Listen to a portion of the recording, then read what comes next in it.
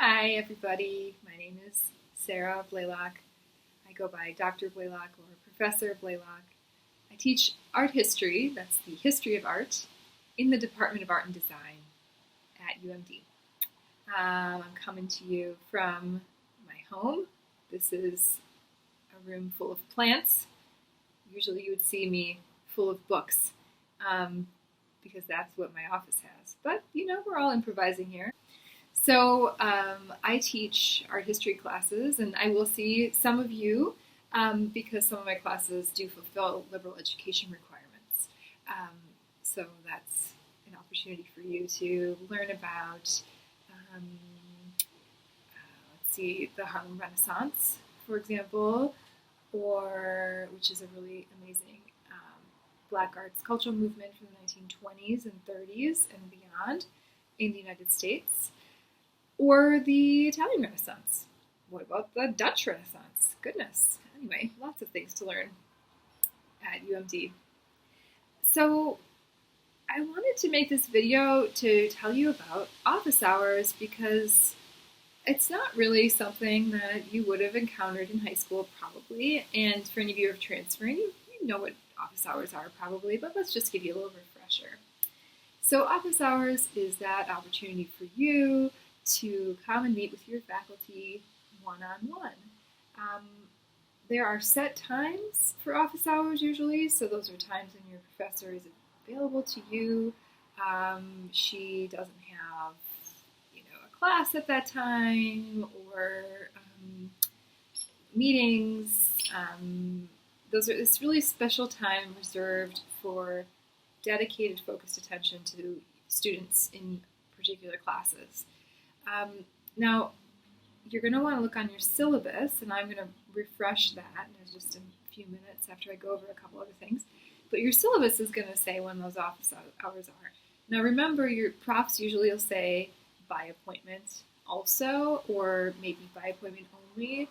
And in that case, just email them or follow whatever kind of guideline they offer you for setting up that appointment.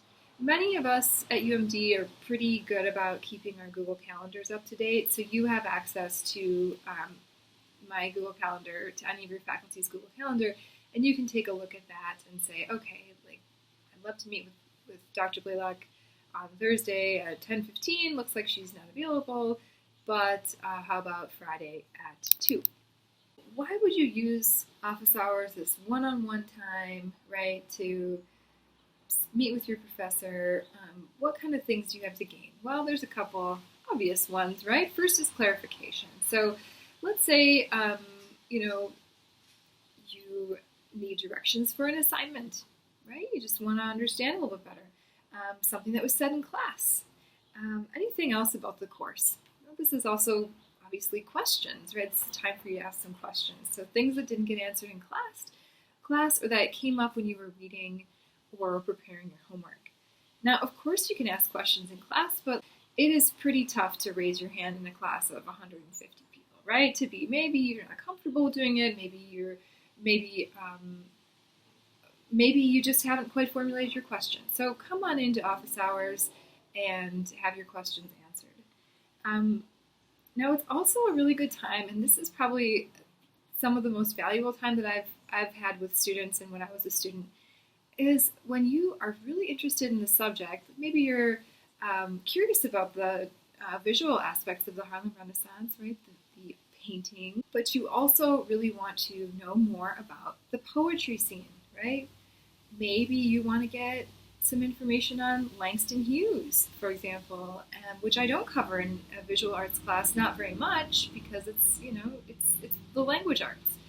So you can get some more insight into topics that are maybe not going to be covered in class, or maybe are going to be covered in the future in that class. It's a really awesome opportunity for you to continue to expand your own curiosity, right? To follow those little tributaries, like I like to say, those kinds of offshoots from main topics. Also a great chance for you to start developing some of your senior paper ideas for any of you who know you're going to write a senior paper. And you never know, right, what kinds of information an art history class might give you for some research that you're going to do down the line in a completely different discipline. Now, another topic that's come up a lot in office hours with me that I found really generative for students, or students have reported to me has been very generative for them, is if your instructor is a super awesome art history professor with a plant room, and you're like, how did you get there? What did you do? What is your intellectual trajectory? What kind of what's your story? How do I get to be in your plant room someday, physically? Well, that is a great chance in office hours to go through kind of history of a person's career path. Right? I think also having that one-on-one time to talk to a professor about their career path is really useful, because you see that very realistically, people do follow some tributaries. People do take a few different courses, right, to get to where they are. This relates then to mentorship. So I have students from all disciplines ask me for letters of recommendation. Maybe they took a lecture class from me and then they decided to take a smaller 3,000 level seminar. So you never really know. If you go into office hours, maybe that person's going to someday be one of your letters of recommendation for graduate school.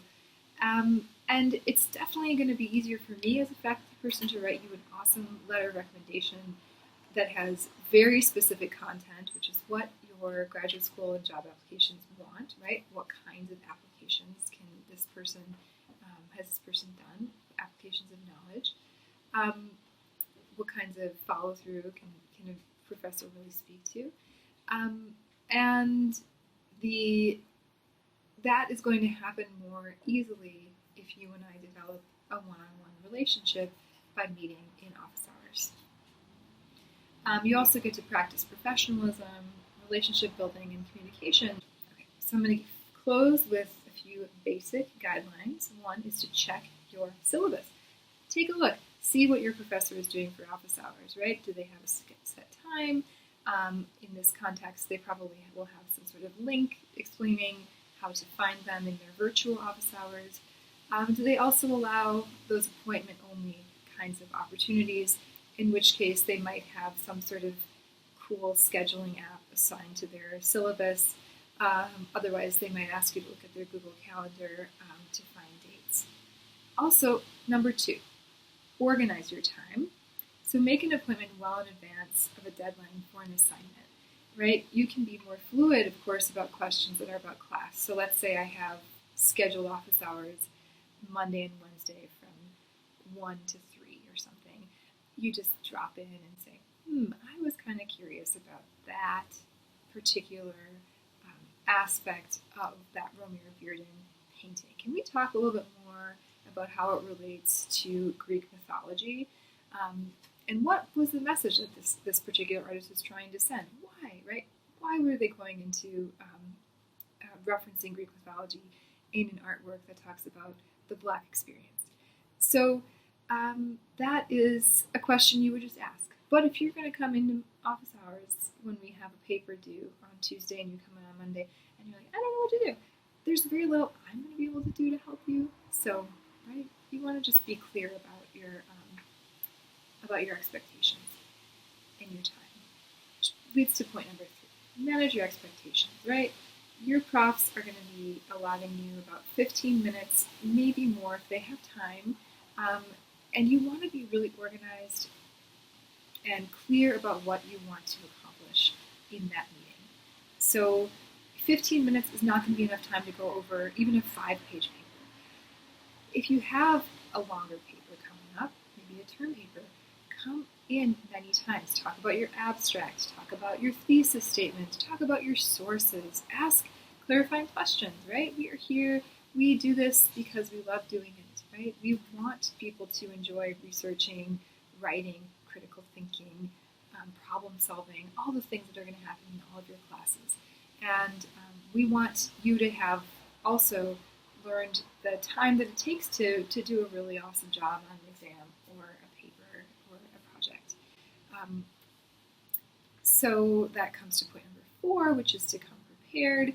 When I was in graduate school, I actually would always come with a little agenda, and I would have 2 copies. I'd have my copy, I'd have one for my professor, and that way we would always know exactly what we were talking about. And I could always say, hey, do you remember when we discussed point XYZ on this day? You might do that. Maybe you just have notes in your notebook. In any case, it'll help you to keep organized. And finally, number 5, and this could be really point number 1, which is introduce yourself. The first time you come in, your professors want to know your names. We want to have little stories we can assign to you as well, so that we can remember you. Oh, you're the person who is studying plant algae that grows in hydroponic chamomile tea, right? What is this? I want to know what that is. You see? Anyway, maybe you're my student who's studying that, right? I'm going to have an association with you. I want to know why you're taking my class too, especially if you're outside of the department that I'm in. So please be sure to give your professors a little bit of understanding who you are. Okay, so the bottom line: come to office hours. We love it. You have a lot to gain from it, not just now, but in the future, right? If you decided to ask for letters of recommendation, step outside of your comfort zone, establish a connection, especially in these times when a lot of your office hours, a lot of your classes are going to be virtual. Make that effort. Come on in, see us. We're very eager to get to know you, and my goodness, we have so many technology tools that enable us to do these conversations with you one-on-one in ways that feel natural, that feel connected, right? So I really hope you have an amazing first semester at UMD. Please be in touch if you have any follow-up questions, and looking forward to meeting some of you someday.